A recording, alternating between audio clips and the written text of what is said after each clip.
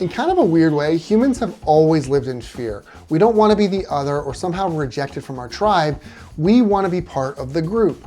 And that feeling is so deep-seated and so emotional in us that we can use it to encourage more purchases on our site. What I'm talking about here is FOMO, or fear of missing out. And today, not just you, but everybody will be watching to learn what it is, how to use it, and a lot of examples of how it's been used in the past to great success. My name's Trent Kennelly, I'm a marketing strategist, and on this channel, I talk about all the things that you can do to improve your business through marketing, sales, and analytics. So if that sounds good to you and you're excited, make sure that you like this video, comment, and let me know how you're gonna use this in your business if you haven't already. Subscribe to this channel if you're into it, and let's get started. Okay, so what is it? FOMO, also known as loss aversion, is a neuromarketing technique. Now you can check out this video for a lot of different neuromarketing techniques, but understand for this that it is designed to play on groupthink. Humans have a herd mentality, and it's proven beyond a doubt that we tend to follow the crowd. So if we feel out of step with the crowd, we instinctively start to worry, which means that it's the marketer's job to make that prospect feel like they're the only one without something. So a couple good examples. Booking.com is gonna tell you if others are booking, how few rooms are left, that sort of stuff. And it makes you feel like you need to act fast or you're gonna miss out on that room and you won't have a good vacation.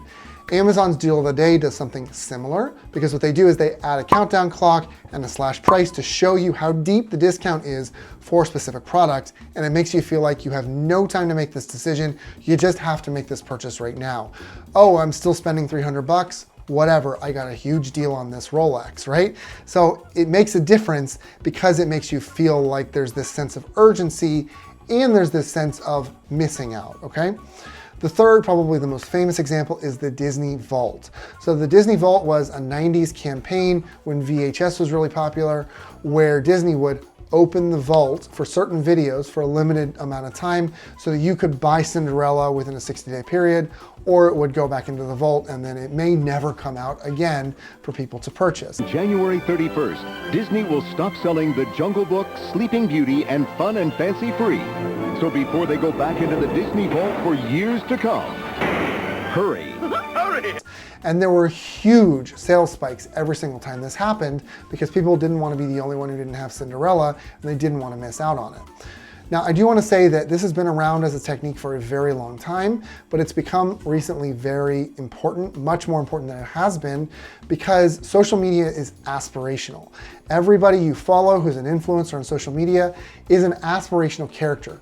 You want to be like whoever it is, Peter McKinnon or something. And you want to follow that person and you want to buy the products that they're buying. And so when they're hawking a product, I don't know, G Fuel, I'm just making something up, you also want to buy that product and you want to be part of the elite few that also have that product. So the fear of missing out is very strong in that sense. Okay, so how can we do this? There are a lot of different ways that we can instill FOMO in people. I'll go through a few of them now and we'll start with urgency. Urgency is where you make people feel like there's no time to make this decision, that has to be made right now. And there are a bunch of different approaches to this. The first one I'll tell you is personal urgency. This is where you're making people feel like in order to overcome some hurdle that they're having or some challenge they're facing, they absolutely need what you offer right now. A good example of this is a sauna suit. You need a sauna suit to get past your current weight issues and get fit. Yeah, it's a real product. You can get in it, you can walk around your whole day and you just sweat off the pounds, I guess. Sounds insane to me, but there it is. Another good example is time-based urgency, where you're making them feel like there is no time to make this decision. A good example here is a countdown timer. And a countdown timer itself has a lot of different ways to do it.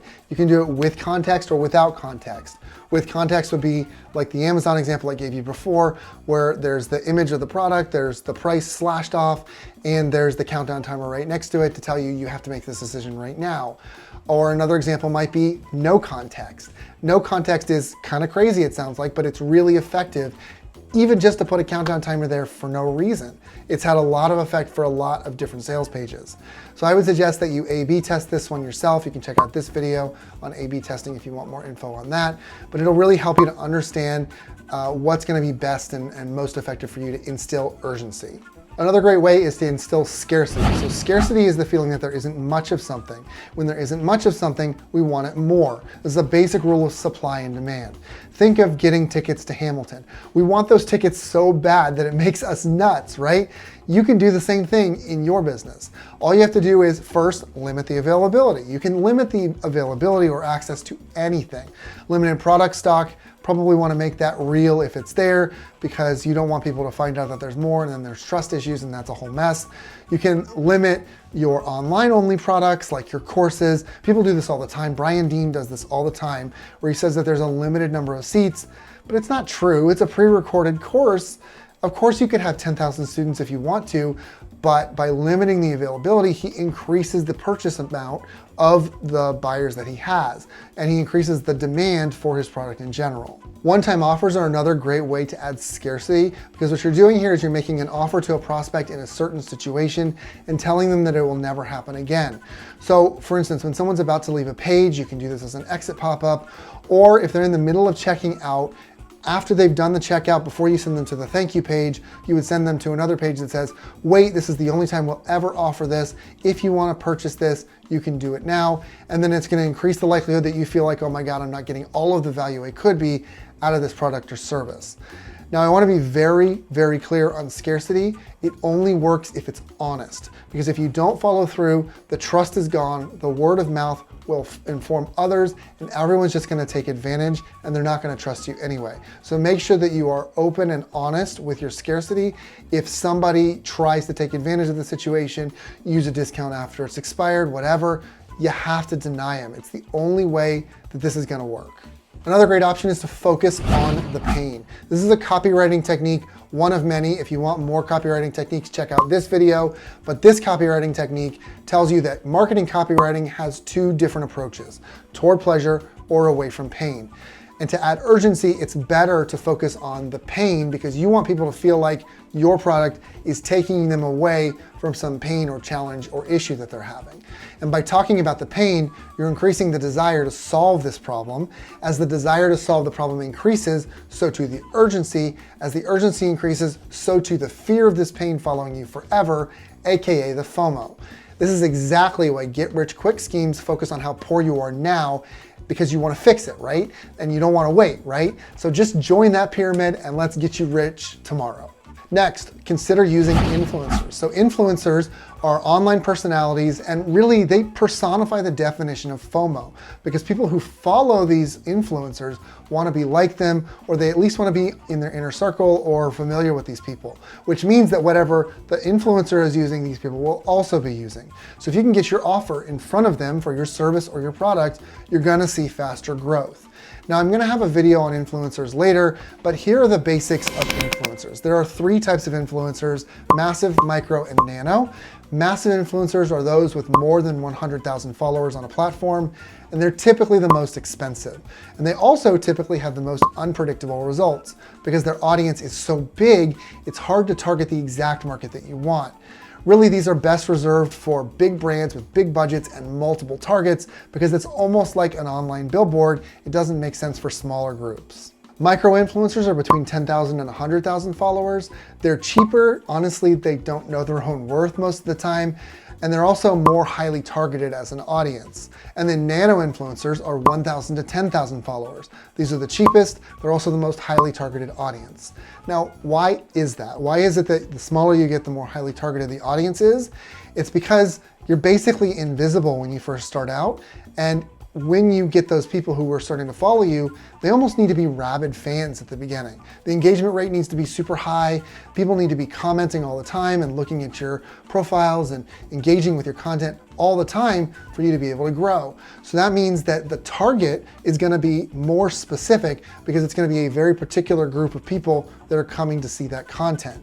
So if you can understand your target very clearly, nano influencers and micro influencers will be a great boon for you. Social proof works really well for FOMO as well. I'll talk in more detail in this video about social proof, along with some other emotional triggers, but understand that we want to experience what other people have experienced. So if others through social proof are showing that they've had good experiences, they're more likely to take action with you.